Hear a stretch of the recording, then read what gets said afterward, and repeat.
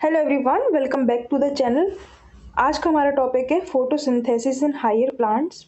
Recently क्या देखा गया है, जितने भी हमारे कॉम्पिटिटिव एग्जाम्स होते हैं बायो सेक्शन में केवल 9-10 तक लिमिटेड ना होके अब क्वेश्चंस कहाँ से आने लगे हैं, क्लास 11th एंड 12th के क्वेश्चन पूछे जाने लगे हैं। तो उसी में से एक इम्पॉर्टेंट टॉपिक है प्लांट फिजियोलॉजी के अंदर फोटोसिंथेसिस। तो आज हम इसका थ्योरी पार्ट कवर करेंगे। एमसीक्यू वाला पार्ट हम कवर कर चुके हैं। अगर आपने उसे अभी तक नहीं देखा है तो पहले आप ये थ्योरी वाली वीडियो कंप्लीट करिए, उसके बाद एमसीक्यू सॉल्व करिए। लिंक आपको डिस्क्रिप्शन बॉक्स में मिल जाएगी। तो चलिए स्टार्ट करते हैं। All animals require plant for their food. जितने भी एनिमल्स हैं सबको प्लांट्स की ज़रूरत होती है फॉर देयर फूड। अब जो प्लांट्स हैं उन्हें अपना फूड कहाँ से मिलता है? वो मिलता है उन्हें वाया फोटोसिंथेसिस। तो देखिए, green plants rather synthesise their food they need, और उसी प्रोसेस को हम बोलते हैं फोटोसिंथेसिस। ऐसे ऑर्गेनिज्म जो अपना फूड खुद बनाते हैं उन्हें हम बोलते हैं ऑटोट्रॉफ्स। तो जितने भी प्लांट्स हैं ये हमारे क्या हो जाएंगे? ऑटोट्रॉफ्स। इसी तरह हेटेरोट्रॉफ क्या होते हैं? Heterotroph are the organism which depend on green plants for their food. तो यहाँ पे हमने दो टर्म देखे हैं नए, कौन कौन से? Autotroph and heterotroph. चलिए आगे बढ़ते हैं। फोटोसिंथेसिस एक्चुअली होता क्या है, डेफिनेशन देख लेते हैं इसकी। अ फिजियोकेमिकल प्रोसेस। अब देखिए फोटोसिंथेसिस क्या होता है, ये एक फिजियोकेमिकल प्रोसेस होती है जिसमें लाइट एनर्जी को यूज करके प्लांट्स ऑर्गेनिक कंपाउंड बनाते हैं। ऑर्गेनिक कंपाउंड यानी कि जिसमें कार्बन और हाइड्रोजन इंक्लूड हो। फोटोसिंथेसिस मेनली होता क्या है, लाइट एनर्जी कन्वर्ट होती है इनटू केमिकल एनर्जी, यानी कि सनलाइट का यूज किया जाता है और उससे क्या बनता है? फूड। अब देखिए फोटोसिंथेसिस की जो प्रोसेस है ये कैसे पता चली थी हमें, इसके लिए कुछ एक्सपेरिमेंट किए गए थे। इससे भी क्वेश्चन आ सकते हैं, तो इसको आप ध्यान से देखिए। सबसे पहले है जोसेफ प्रीस्टली। इन्होंने बताया था कि ग्रीन प्लांट्स को एयर की ज़रूरत पड़ती है फॉर देयर ग्रोथ, और इन्होंने 1774 में डिस्कवर किया था ऑक्सीजन को, यानी कि ये रिलेटेड है किससे? एयर से, ऑक्सीजन से। नेक्स्ट है हमारे इंजन हाउस। इंजन हाउस ने क्या बताया था? Sunlight is essential to purify air. इन्होंने सनलाइट एलिमेंट के बारे में बताया है कि जो एयर है उसे साफ करने के लिए सनलाइट की ज़रूरत पड़ती है। नेक्स्ट हमारा एलिमेंट है ग्लूकोज। इसके बारे में किसने बताया था? जूलियस वॉन सेक्स। He told about production of glucose during plant growth. Plant growth के साथ साथ में ग्लूकोज का प्रोडक्शन भी होता है, ये किसने बताया था? जूलियस वॉन सेक्स ने। नेक्स्ट साइंटिस्ट थे T.W. एंजलमैन। इन्होंने क्या किया था? इन्होंने प्रिज्म के थ्रू लाइट को स्प्लिट किया था इनटू 7 लाइट्स, और उन्होंने एल्गी का यूज़ करके यहाँ पे पता लगाया था कि लाइट की प्रेजेंस में जो प्लांट्स हैं, जो एल्गी थी वो ऑक्सीजन प्रोड्यूस कर रही थी। ठीक है, तो इन्होंने मेनली लाइट को स्प्लिट करके यूज़ किया था। नेक्स्ट हमारा है कॉर्नेलियस वैन नील। इन्होंने क्या बताया था? Photosynthesis essentially a light dependent reaction. Photosynthesis के लिए लाइट की ज़रूरत पड़ती ही पड़ती है। ये वाला एक्सपेरिमेंट तो सब बचपन में करते ही हैं। एक साइड डार्क रूम रहता है और एक साइड लाइट वाला रूम रहता है। तो प्लांट की ग्रोथ कहाँ पे ज़्यादा अच्छी होती है? जहाँ पे लाइट होती है।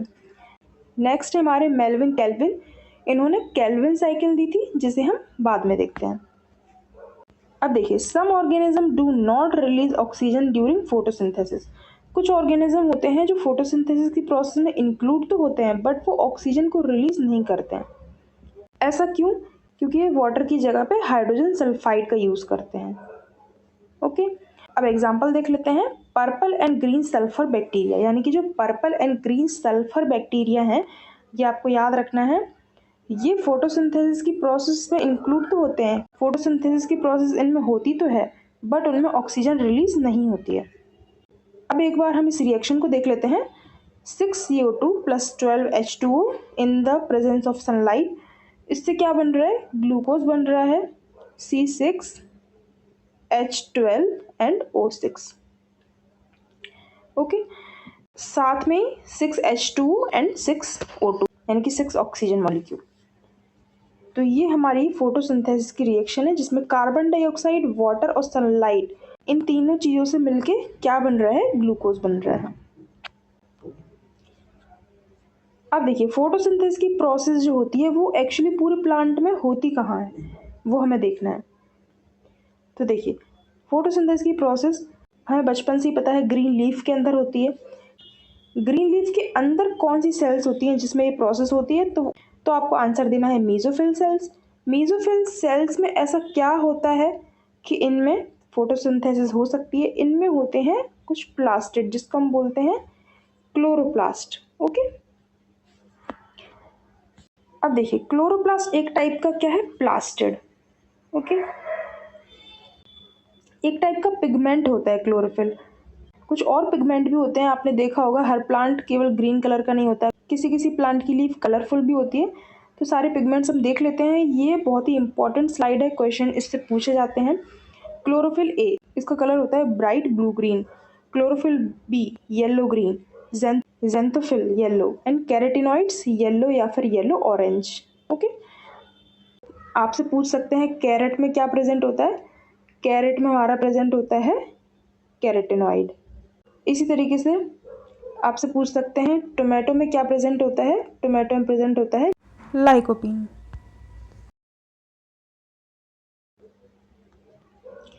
अब क्लोरोप्लास्ट को एक बार डिटेल में देख लेते हैं, क्योंकि इससे हमें आगे के कॉन्सेप्ट इजीली समझ में आएंगे। सबसे पहले हम देखते हैं क्लोरोप्लास्ट का जो स्ट्रक्चर है ना, वो इस तरीके से होता है। क्रॉस सेक्शन आपको दिखा रहे हैं यहाँ पे। आउटर मेम्ब्रेन होती है, एक इनर मेम्ब्रेन होती है, दो मेम्ब्रेन हो गई। इसके अंदर आपको ये स्ट्रक्चर दिख रहे होंगे, ये होगी हमारे थाइलेकॉइड। दो थाइलेकॉइड जुड़े हुए हैं स्ट्रोमा लैमिले से। ये जो पूरा स्टैक हो जाता है एक, इसको बोलते हैं हम ग्रेनम। बहुत सारे स्टैक्स को आप ग्रेना भी बोल सकते हैं। खाली जो स्पेस रहेगी बीच में उसको ल्यूमेन बोलते हैं, कोई अलग बात नहीं है। ओके, तो बस ये मेन मेन आपको चीज़ें याद रखनी है। कुछ टर्म इंपॉर्टेंट है यहाँ पे, थाइलेकॉइड, ग्रेनम, स्ट्रोमा लैमिले। ये सारे टर्म इंपॉर्टेंट क्यों हैं हम आगे देखेंगे। अब देखिए जो फोटोसिंथेसिस की प्रोसेस है ना, इसमें भी दो टाइप की रिएक्शंस होती हैं, जिनमें से पहली है लाइट रिएक्शन और दूसरी होती है डार्क रिएक्शन। लाइट रिएक्शन में देख लेते हैं क्या होता है। जो हमारा क्लोरोप्लास्ट होता है वो लाइट को ट्रैप करके एनर्जी बनाता है, यानी कि एटीपी को बनाता है। डार्क रिएक्शंस में क्या होता है, इसमें भी कुछ प्रोसेस होती है बट उनमें लाइट की ज़रूरत नहीं पड़ती है। सिंपल है, लाइट रिएक्शन को लाइट की ज़रूरत पड़ती है, डार्क रिएक्शन को लाइट की ज़रूरत नहीं पड़ती है। सबसे पहले हम देखते हैं लाइट रिएक्शन। देखिए क्या होता है, यहाँ पे आपको एक चीज़ समझनी होगी। जैसे कि क्लोरोफिल जो हमारा पिगमेंट है, उसमें बीच में एक रिएक्शन सेंटर होता है। इस तरीके से लाइट आती है, लाइट को यहाँ पे एब्जॉर्ब किया जाता है और फिर उससे इलेक्ट्रॉन जो होते हैं वो ट्रांसफर होने लगते हैं इन द आउटर ऑर्बिट। तो यहाँ पे जो हमारा रिएक्शन सेंटर है, यहाँ पे होता है photo system. Photo system 1 and photo system 2। तो पहले हम देखते हैं फोटो सिस्टम जो 1 है, उसमें क्या हो रहा है, क्लोरोफिल ए, जो क्लोरोफिल ए होता है उसमें क्या होता है, क्लोरोफिल ए जो है वो 700 nm की जो लाइट होती है उसको ये मैक्सिमली एब्जॉर्ब करते हैं। Okay, PS1। और PS2 यानी कि फोटो सिस्टम 2 क्या करता है, ये 680 nm की जो लाइट होती है उसे एब्जॉर्ब करता है मैक्सिमली। तो ये दो अंतर हैं, ये दोनों चीज़ें कहाँ हो रही है, हमारी लाइट रिएक्शन के अंदर। तो इसी वजह से फोटो सिस्टम 1 को हम P700 भी बोलते हैं, PS2 को हम P680 भी बोलते हैं। ये NM यहाँ से हटा दीजिए, P680।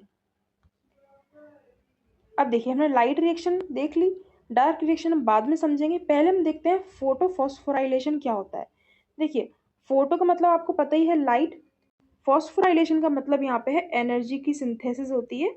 ठीक है, जो हमारा एडीपी होता है, एडिनोसिन डाइफॉस्फेट, उसमें एक इनऑर्गेनिक फॉस्फेट जुड़ता है और ये बनाता है एटीपी, एडिनोसिन ट्राइफॉस्फेट। अब ये एटीपी क्या होता है आपसे पूछ सकते हैं, ये एनर्जी की यूनिट होती है। तो देखिए फोटोफॉस्फोराइलेशन भी दो टाइप का होता है, साइक्लिक एंड एसाइक्लिक। साइक्लिक में आपका क्या होगा, PS2 पहले काम करेगा फिर PS1 काम करता है। इसकी साइट है ग्रेना। देखो मैं आपको बोल रही थी ना क्लोरोफिल का जो स्ट्रक्चर भी हमने पीछे पढ़ा था इस तरीके से, ये पूरा जो थाइलेकॉइड का एक स्टैक है इसे ग्रेना बोलते थे। यहाँ पे हमारी होती है साइक्लिक फोटोफॉस्फोराइलेशन। इसी तरीके से एसाइक्लिक वाली कहाँ होती है, ये होती है इन स्ट्रोमा लैमिले। स्ट्रोमा लैमिले क्या था, दो थाइलेकॉइड जो जुड़ रहे थे, बीच में जो स्ट्रक्चर था वो था स्ट्रोमा लैमिले। यहाँ पे केवल PS1 काम करता है। ठीक है, अब इसको साइक्लिक और एसाइक्लिक क्यों बोल रहे हैं, वो कॉन्सेप्ट बहुत ही डीप हो जाएगा, वहाँ तक आपको नहीं जाना है। ठीक है, अब अगर आपसे केवल ये पूछा जाए कि एटीपी कहाँ सिंथेसाइज्ड होती है, मतलब कि जो फोटोफॉस्फोराइलेशन की प्रोसेस है वो सेल्स के अंदर कहाँ होती है, तो आपको बताना है माइटोकॉन्ड्रिया के अंदर, दूसरा क्लोरोप्लास्ट के अंदर। तो देखिए PS1 और PS2 के बीच में क्या डिफरेंस होता है इसे हम देख लेते हैं। PS1 जो है it tends to absorb the light of longer wavelength. 680 nm से जो लॉन्गर वेवलेंथ होती है उन्हें PS1 एब्जॉर्ब करता है। PS2 जो हमारा है सेकंड नंबर वाला, यानी कि जो छोटी वेवलेंथ को एब्जॉर्ब करेगा, 680 nm से छोटी जो वेवलेंथ होंगी उनको एब्जॉर्ब करेगा। ठीक है, फोटोफॉस्फोराइलेशन की यहाँ पे इमेजेस हैं, यहाँ पे आपको डीप नहीं जाना है, बस जो साइक्लिक है वो इस तरीके से साइकिल बनती जा रही है, ए साइक्लिक है उसमें साइकिल कंप्लीट नहीं होती है। इलेक्ट्रॉन ट्रांसपोर्ट देख लेते हैं। इलेक्ट्रॉन ट्रांसपोर्ट हम क्यों देख रहे हैं, तो जो हमारे फोटो सिस्टम 1 एंड 2 हैं वो क्या करते हैं, हम देख चुके हैं एनर्जी को एब्जॉर्ब करते हैं और उस एनर्जी से क्या होता है, इलेक्ट्रॉन एक्साइटेड होते हैं, अपनी ऑर्बिट से मूव करते हैं। तो वही है यहाँ पे electron movement in orbit of atom according to the redox scale forming a Z shape pattern. क्या होता है यहाँ पे, लाइट आई मान लीजिए, यहाँ पे ये सेंटर्स हैं, यहाँ पे इलेक्ट्रॉन एक्साइटेड होकर दूसरी ऑर्बिट में गया, वहाँ पे ADP है उससे ATP बना, और इलेक्ट्रॉन फिर दूसरे सेंटर में गया, वहाँ पे फिर से दूसरी ऑर्बिट में गया। तो ये एक पैटर्न बन रहा है, आप ध्यान से देख रहे होंगे। यहाँ पे क्या हो रहा है, एक जेड बन रहा है, ये इस तरीके का जेड बन रहा है, इसीलिए इसको हम बोलते हैं जेड स्कीम। तो आपको याद रखना है, अगर आपसे पूछे कभी जेड स्कीम किससे रिलेटेड है, तो ये रिलेटेड है with electron transfer in photosynthesis. ATP है वो बनती कैसे है, ATP यानी कि एनर्जी की जो यूनिट है, इसे बनने के लिए प्रेशर ग्रेडियंट चाहिए होता है। क्लोरोफिल जो हमारा स्ट्रक्चर है, इसमें क्या होता है, प्रोटॉन बाहर और अंदर होते हैं। ठीक है, अब इसमें क्या होता है, बाहर से जो प्रोटॉन है वो अंदर जाने लगते हैं और अंदर जो कॉन्सेंट्रेशन है वो ज़्यादा हो जाता है, और इससे क्या बनता है, ग्रेडियंट बनता है, और इस ग्रेडियंट की वजह से एनर्जी की सिंथेसिस होती है। अब देखिए हम लाइट रिएक्शन कंप्लीट कर चुके हैं, अब हम चलते हैं डार्क रिएक्शंस की तरफ। सबसे पहला कॉन्सेप्ट क्या है, जो लाइट रिएक्शन थी उसमें 3 प्रोडक्ट बनते हैं। पहला ऑक्सीजन, दूसरा ATP यानी कि एनर्जी, तीसरा NADPH, ये भी एनर्जी की एक यूनिट होती है। तो जो हमारा ऑक्सीजन है ये तो एनवायरनमेंट में डिफ्यूज हो जाता है, जो ऑक्सीजन हमें मिलती है प्लांट से वो यही ऑक्सीजन है जो लाइट रिएक्शन में बन चुकी है। अब जो हमारे 2 प्रोडक्ट बचे हैं ये यूज होते हैं फॉर सिंथेसिस ऑफ फूड, और इसी प्रोसेस को हम बोलते हैं डार्क रिएक्शन, क्योंकि यहाँ पे अब हमें लाइट की कोई ज़रूरत नहीं है, ये हमारे आ गए हैं डार्क वाली साइड में, बायोसिंथेटिक फेज में आ गए हैं ये। अब यहाँ पे नाम आता है मेल्विन केल्विन का, इन्होंने यूज़ किया था 14 कार्बन। कार्बन का जो एटॉमिक मास है वो 12 होता है, लेकिन जो इसका रेडियो एक्टिव आइसोटोप है उसका मास कितना होता है, 14। तो इन्होंने 14 कार्बन को यूज़ किया था, और इससे पता लगाया था कि जो पहला कार्बन कंपाउंड है जो प्लांट फिक्स करते हैं, बनाते हैं इन द फोटोसिंथेसिस प्रोसेस, वो एक 3 कार्बन का एसिड होता है, ऑर्गेनिक एसिड, और इसका नाम था 3PGA, फॉस्फोग्लिसरिक एसिड।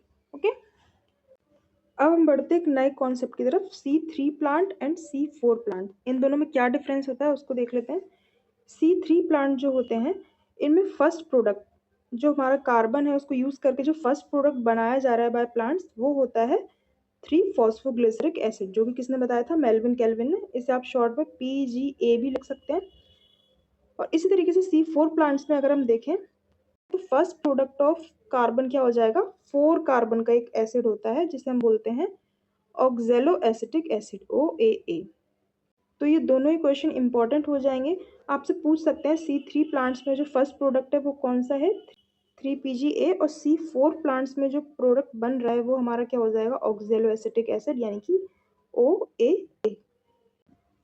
अब बढ़ते हैं हम केल्विन साइकिल की तरफ। केल्विन साइकिल किसने दी थी, ये भी दी थी, नाम से आप समझ जाएंगे, मेल्विन केल्विन ने। अब ये साइकिल होती क्या है, ये एक लाइट इंडिपेंडेंट रिएक्शंस वाली बात हो गई, बायोसिंथेटिक फेज बोलते हैं इसे, या फिर आप डार्क रिएक्शन भी बोल सकते हैं। यानी कि यहाँ पे लाइट का कोई लेना देना नहीं है, ये सारी जो रिएक्शंस हैं ये डार्क रिएक्शन के अंदर आती है, और ये सीरीज में होती हैं ये सारी रिएक्शंस, इसीलिए हम इसे क्या बोल रहे हैं, साइकिल बोल रहे हैं। केल्विन साइकिल के अंदर होता क्या है, मेनली जितनी भी हमारी केमिकल रिएक्शंस होती हैं वो कन्वर्ट करती हैं CO2 को इनटू हाइड्रोजन कैरियर कंपाउंड यानी कि ग्लूकोज में।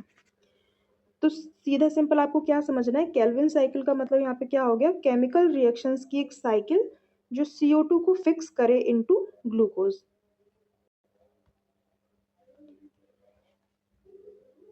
अब साइकिल है तो इसके अंदर कई सारे स्टेप्स भी होंगे, कार्बोक्सिलेशन, रिडक्शन, रीजनरेशन।